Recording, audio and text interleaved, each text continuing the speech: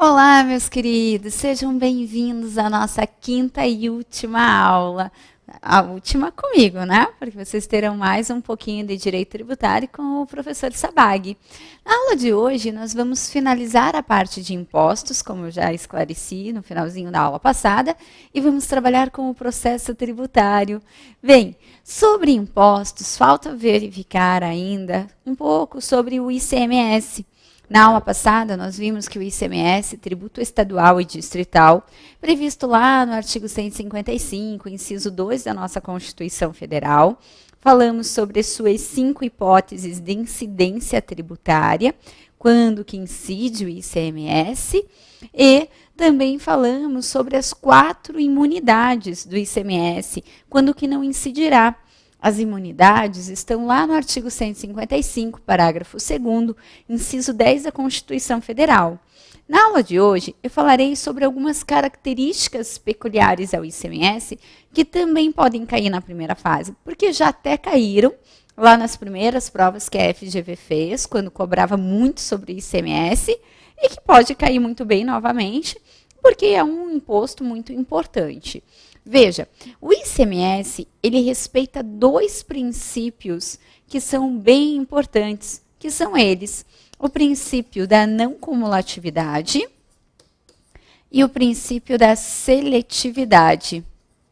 Ora, o que nós temos por esses 2 princípios? Primeiramente, quanto à não cumulatividade.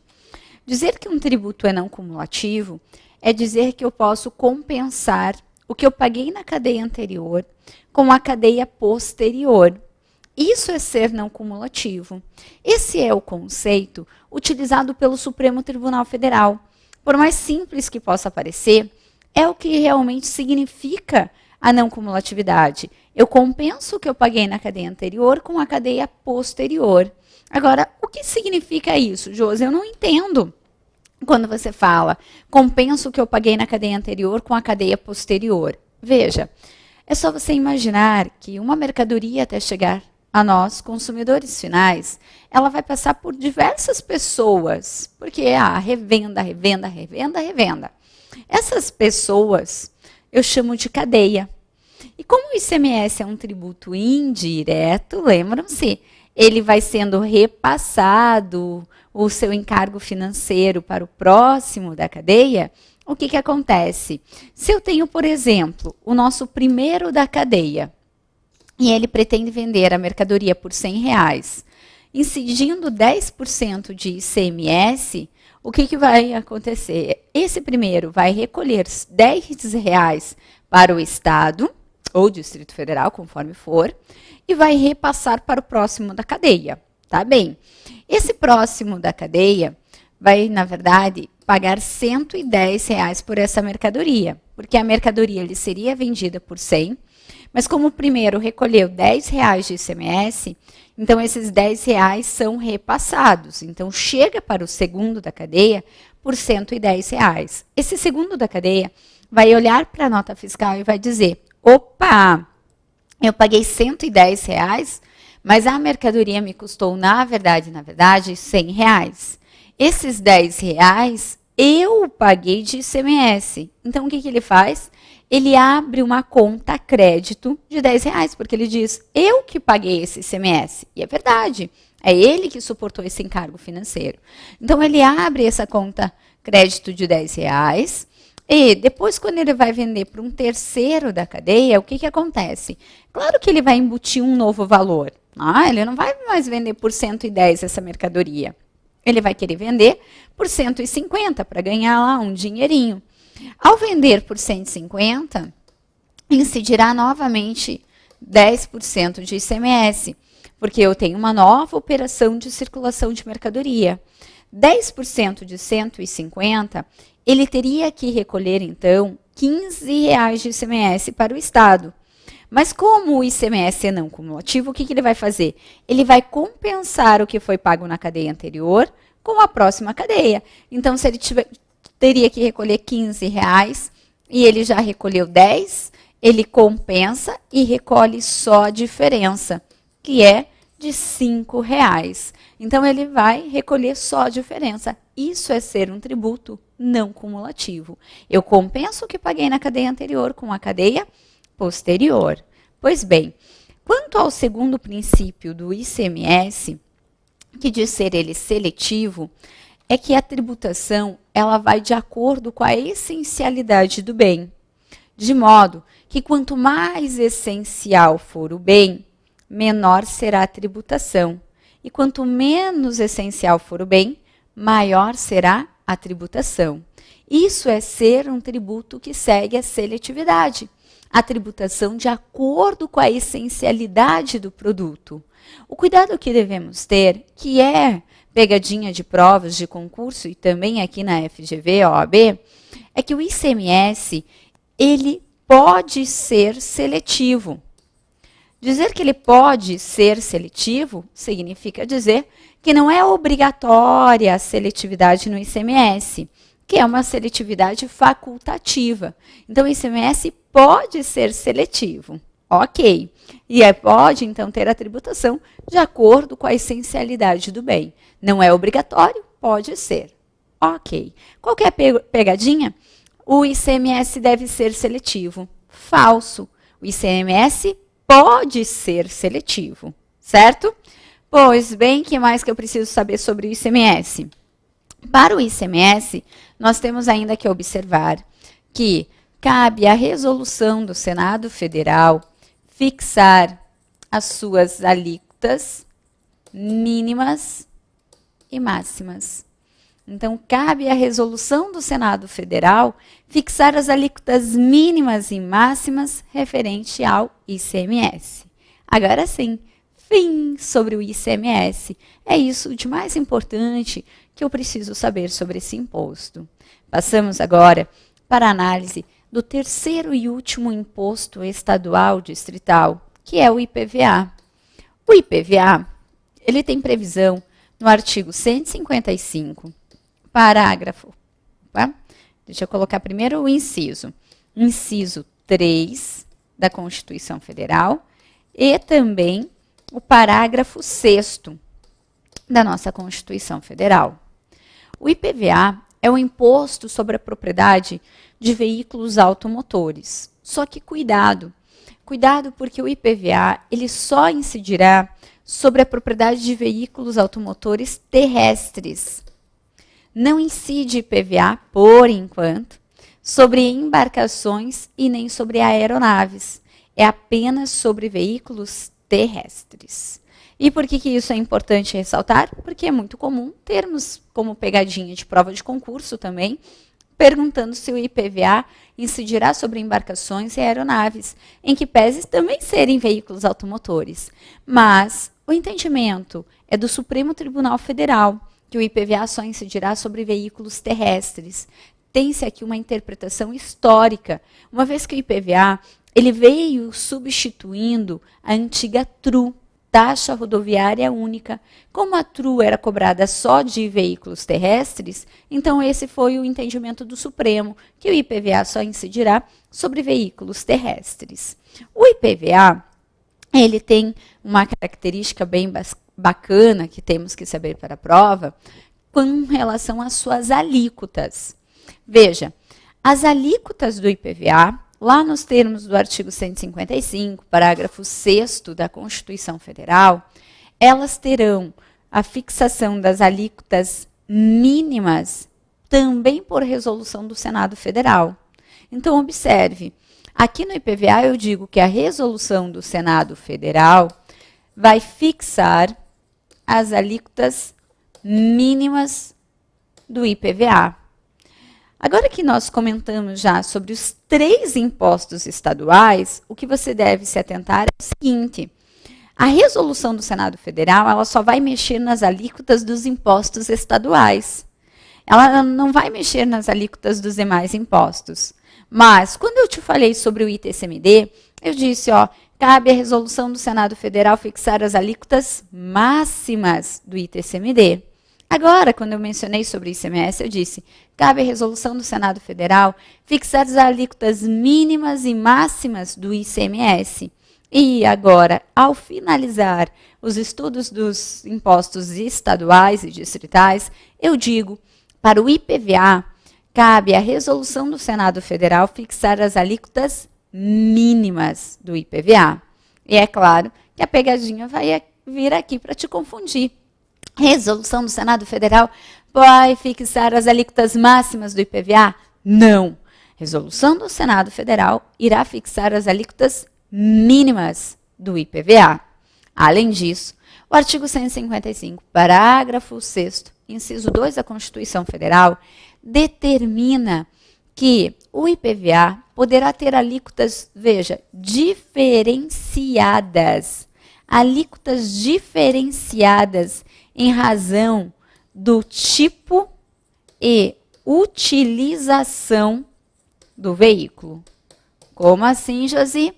As alíquotas do IPVA poderão diferenciar em razão do tipo do veículo. O veículo é tipo caminhão, tipo caminhonete, vai ter uma alíquota. Aí, quanto à utilização, utiliza o veículo para transporte de carga, transporte de criança, para passeio, vai ter alíquotas diferenciadas em razão da utilização. Ter alíquotas diferenciadas não é alíquotas progressivas. As alíquotas progressivas que nós já estudamos é quando a base de cálculo aumenta e junto a alíquota aumenta junto. Aqui, alíquotas diferenciadas são alíquotas diferentes. Meu carro é de passeio, ele vai ter uma alíquota. O carro do vizinho é de transporte de carga, vai ter outra alíquota. Então, veja, não é que está crescendo em razão da base de cálculo, são alíquotas diferentes em razão do tipo e da utilização do veículo, ok? Quanto ao IPVA também, é isso que mais aparece em provas da FGV. Agora, passaremos à análise dos impostos federais. Para falarmos dos impostos federais, já separe aí, por favor, 2 artigos, que são artigo 153 e 154 da nossa Constituição Federal. No artigo 153, nós temos 7 impostos de competência da União. E no artigo 154, mais 2. Os 7 impostos do artigo 153, nós traduzimos em perito e ainda nos lembramos do IGF. Quando escrevemos perito e nos lembramos do IGF, o que nós temos? Apenas completando com a letra I, eu sei te dizer esses 7 impostos. Vamos juntos? Vamos lá. Então, o primeiro é o IPI, IE, IR, II, ITR, IOF e o IGF. O IPI é o Imposto sobre Produtos Industrializados. O IE é o Imposto sobre Exportação. O IR é o Imposto de Rendas ou Proventos de qualquer natureza. O II, Imposto sobre Importação. O ITR, Imposto sobre a Propriedade Territorial Rural.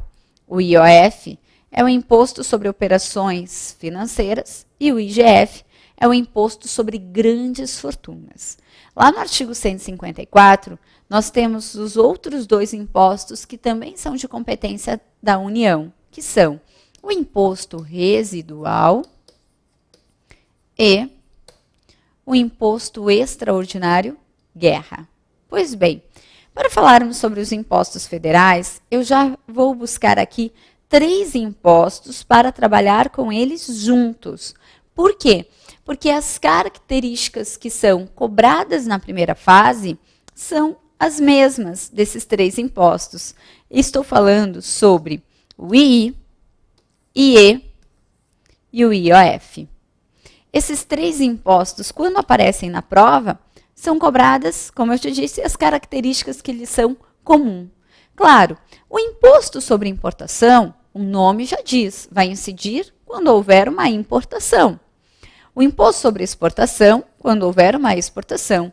E o IOF incide nas operações financeiras. Pois bem, esses impostos são os chamados regulatórios de mercado. Eles regulam o mercado. E, como eles regulam o mercado, nós estudamos lá no início do nosso curso que, em razão do artigo 153, parágrafo 1º da Constituição Federal, nós temos a possibilidade do Poder Executivo alterar as suas alíquotas.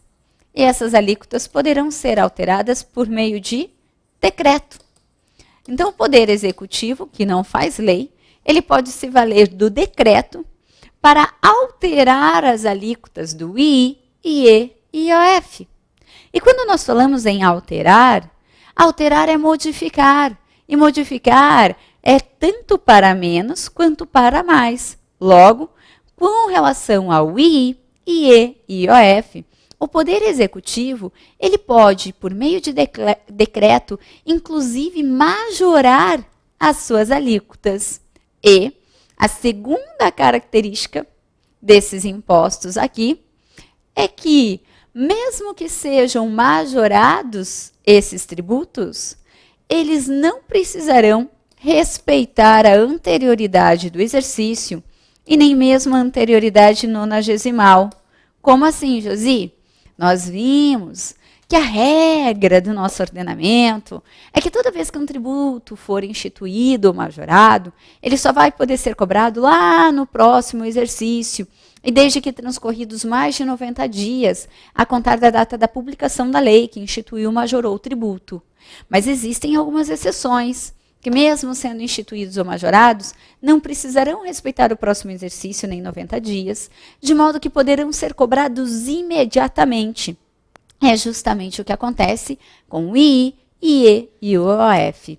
Eles, uma vez majorados, não vou falar instituídos porque já foram, mas se fossem instituídos, eles poderiam ser cobrados imediatamente. Eles não precisam esperar o próximo exercício, não precisam esperar 90 dias, porque eles são regulatórios de mercado.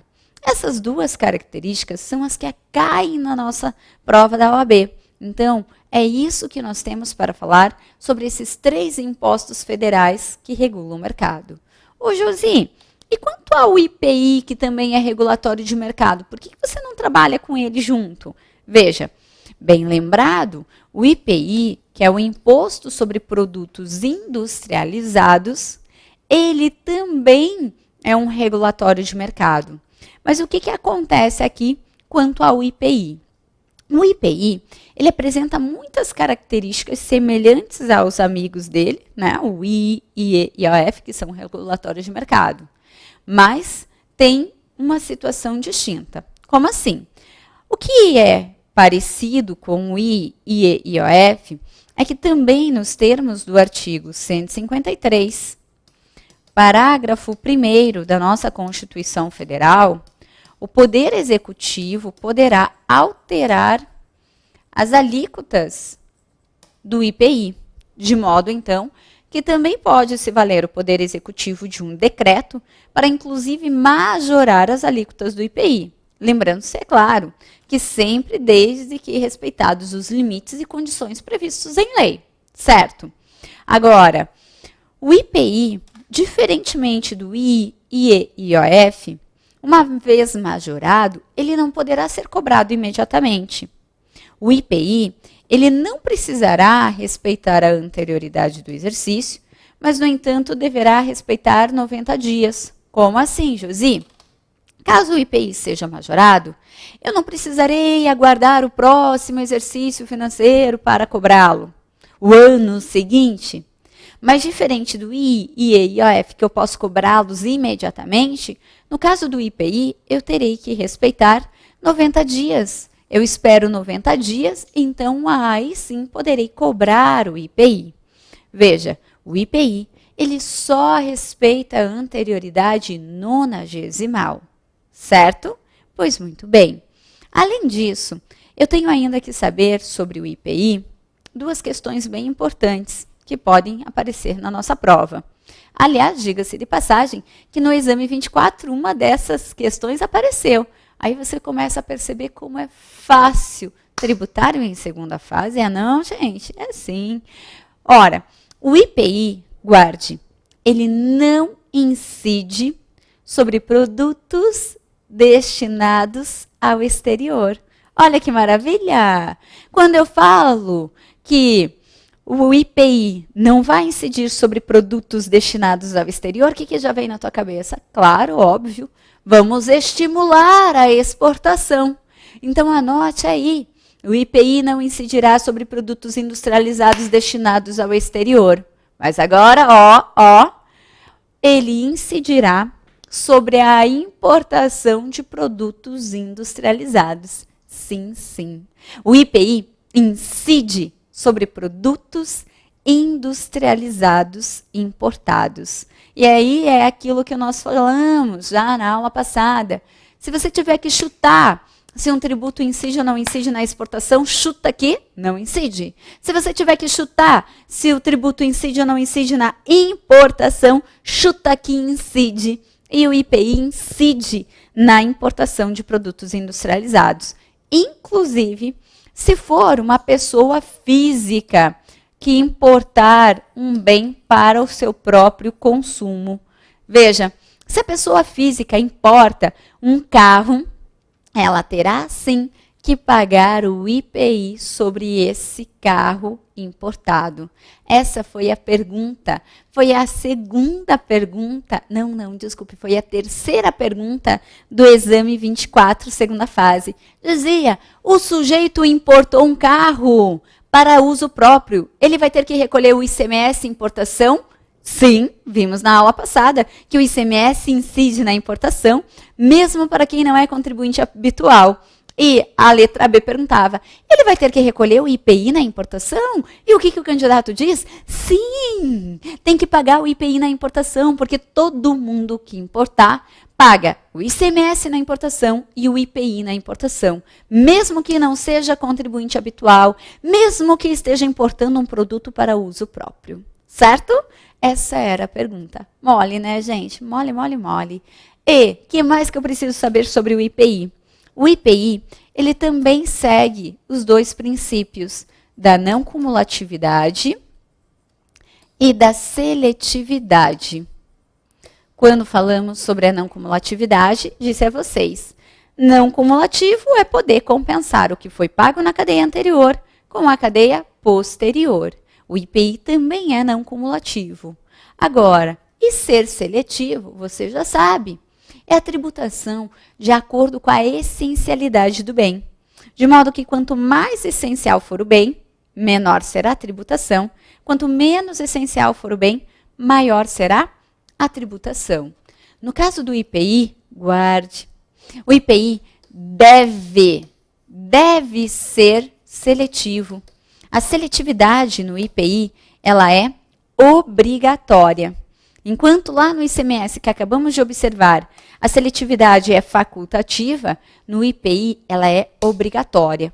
Para você não errar na hora da prova, veja, é só você se lembrar. No IPI, a seletividade ela é tão obrigatória que quando eu pego um produto de cesta básica, que é essencial, eu vejo que as alíquotas do IPI, elas vão a 0, isento, não tributado, porque é um produto essencial, produto da cesta básica. Agora, quando eu me refiro ao IPI de cigarro, 330%. Cigarro não é essencial à vida, é prejudicial. Então, veja como a alíquota realmente ela salta. Agora, no caso do ICMS, vou dar o exemplo aqui do estado do Paraná. Você entende que a energia elétrica é essencial à vida das pessoas? Com certeza, né, gente? Mas sabe qual que é a alíquota do ICMS energia elétrica aqui no Paraná? 28,5%. Pois é. Agora eu lhe pergunto, e a bebida alcoólica? Você entende que é essencial à vida das pessoas? Muitos vão dizer, claro que sim. Acho que para o meu legislador aqui do Paraná, a energia elétrica e a bebida alcoólica estão ali no mesmo grau de essencialidade. Por quê? Porque a alíquota do ICMS, bebida alcoólica, a alíquota do ICMS, bebida alcoólica, é também de 28,5%. A mesma, gente, a mesma, igualzinho a do ICMS energia elétrica. Aí eu brinco, né? Eu não sei se o legislador entende que a energia elétrica é tão essencial quanto a bebida alcoólica ou se ele simplesmente não utilizou a seletividade. Mas não tem problema, porque a Constituição diz que para o ICMS pode ser seletivo, enquanto para o IPI deve ser seletivo. Certo? Tranquilo aqui, pessoal? Pois muito bem. Sobre o IPI, fim! É isso que nós temos que saber. Agora, vamos para o próximo imposto federal. Vamos de ITR? Então vamos lá. O Imposto sobre a Propriedade Territorial Rural. Aqui, vou falar até rapidinho, porque você já viu comigo quando eu falei sobre o IPTU. O que acontece? Enquanto o IPTU eu pago para a propriedade de imóvel urbano, o ITR eu pagarei para a propriedade de imóvel rural. Agora, como que eu vou saber se meu imóvel é rural ou o meu imóvel é urbano, para fins de pagamento desses impostos? A regra é a localização. Se estiver dentro da zona urbana, você já sabe, vai ter que recolher o IPTU. E se estiver dentro da zona rural, terá que recolher o ITR. Pois bem, mas o que vai me dizer se é zona urbana, zona rural? De novo, lá o artigo lá do IPTU, artigo 32, parágrafo 1º. É ele que vai determinar, ele vai dizer, ó, cabe a uma lei municipal dizer o que é zona urbana. Mas adianta só a lei dizer o que é zona urbana? Não. Para ser verdadeiramente uma zona urbana, terá que ter no mínimo 2 dentre os 5 melhoramentos mencionados pelo parágrafo 1º do artigo 32. Quais são esses melhoramentos? Diga lá. São eles: meio-fio, calçamento com canalização de águas pluviais, abastecimento de água, sistema de esgoto, iluminação pública e escola primária ou posto de saúde a uma distância máxima de 3 km do imóvel. Se eu tiver no mínimo 2 desses 5 melhoramentos, será que a zona urbana. Sendo zona urbana, recolho IPTU. Se estiver na zona rural, recolherei o ITR. Mas existe uma exceção. Sim, o artigo 15 do Decreto-Lei 5766 diz que se o imóvel estiver dentro da zona urbana, mas tiver destinação econômica rural, aí ele terá que recolher o ITR. Eu até mencionei, lembra lá, imagine um imóvel no meio da Avenida Paulista que cria gado, vai recolher ITR, porque é uma exceção, certo? Bom, você já sabe sobre o fato gerador do ITR. Agora, o que é importante sabermos sobre esse imposto? São 3 informações importantes. Vamos lá. Sobre o ITR, ainda eu tenho que saber que ele é um tributo progressivo. Já te explico a sua progressividade. A segunda informação é que ele tem uma imunidade específica, que eu já te falo qual é. E a terceira informação é que, nos termos lá do artigo 153, parágrafo 4º, inciso 3, ele pode ter a capacidade ativa tributária exercida pelos municípios. Já explico também. Vamos lá, informação por informação. O ITR, ele é um tributo progressivo. Ele pode, ser progressivo. Essa previsão nós encontramos lá no artigo 153, parágrafo 4º, inciso 1 da nossa Constituição Federal. Ora, por que a progressividade do ITR existe? É para desestimular a manutenção de terras improdutivas. Então, o artigo 153, parágrafo 4º, inciso 1 da Constituição Federal diz: para desestimular a manutenção de terras improdutivas, o ITR poderá ter alíquotas progressivas. Essas alíquotas progressivas significa dizer que elas vão crescendo, vão crescendo, vão crescendo. Então, o ITR vai ter alíquota progressiva para desestimular a manutenção de terras improdutivas. Já que é para desestimular, então eu posso afirmar que trata-se de uma progressividade extrafiscal. Concorda comigo? Que a extrafiscalidade sempre aparece quando é para estimular ou para desestimular uma conduta. E aqui eu tenho a progressividade do ITR para desestimular a manutenção de terras improdutivas. Pois bem, e quanto à imunidade específica? Quer dizer que o ITR não vai incidir. A previsão nós encontramos no artigo 153, parágrafo 4º, inciso 2 da nossa Constituição Federal. Quando que eu tenho a imunidade específica do ITR?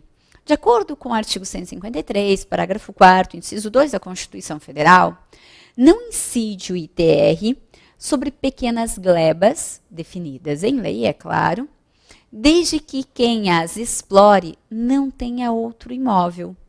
Veja, a Constituição diz, não vai incidir o ITR sobre pequenas glebas. Mas o que é uma pequena gleba? Vai lá para a lei, no caso a 9393 de 96, só para título de curiosidade, para saber o que é uma pequena gleba, porque às vezes o que é pequeno para mim é grande para você e vice-versa. Então a Constituição já deixa bem claro. O ITR não incide sobre pequenas glebas definidas em lei, desde que quem as explore não tenha outro imóvel. Então, o produtor que tem uma terrinha ali, não tenha outro imóvel, ele não vai pagar o ITR. É uma imunidade específica. Olha que maravilha! E a última informação importante sobre o ITR, prevista pelo artigo 153, parágrafo 4º, diz o seguinte: o ITR, ele é de competência da União. Estamos verificando isso agora. Então, a União vai criar, vai poder majorar, vai poder mexer no ITR.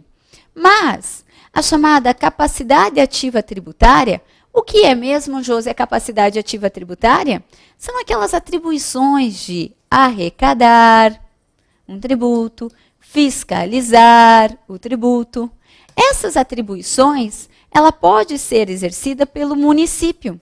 Então, o município vai poder arrecadar, fiscalizar o ITR. Josi, por que o município gostaria de fazer isso? É porque quando o município arrecada, fiscaliza o ITR, aí outro dispositivo, o artigo 158, inciso 2 da nossa Constituição Federal diz: aquele município que trabalha, arrecada, fiscaliza o ITR, tem direito de ficar com 100% da arrecadação do ITR para si. Então, é claro que muitos municípios querem mais é fazer isso mesmo. Querem arrecadar, fiscalizar o ITR para poder ficar com o dinheiro todinho da arrecadação para eles. Só te chamo a atenção para um detalhe. Mesmo para o município que não faça nada, que não arrecade, não fiscalize o ITR, mesmo para esse município, ele já vai ficar com 50% da arrecadação do ITR. Mas o município que arrecadar, fiscalizar o ITR, aí ele terá direito de ficar com todo o ITR para ele, com 100% da arrecadação para ele, certo? Então, só para título de lembrete, aqui eu tenho o caso da repartição da receita tributária, né? A União vai repartir o ITR com o município. A regra é que a União sempre passe 50% do ITR para o município. Mas se o município, juro que é a última vez que eu vou falar, se ele arrecada, se ele fiscaliza, aí o município ficará com 100% da arrecadação do ITR para si. Certo? Queridos, então, fechamos aqui a importância do ITR. Passamos lá para o nosso segundo bloco, que eu finalizarei os impostos federais e iremos iniciar o processo tributário. Não saia daí, matéria extremamente importante para a sua aprovação.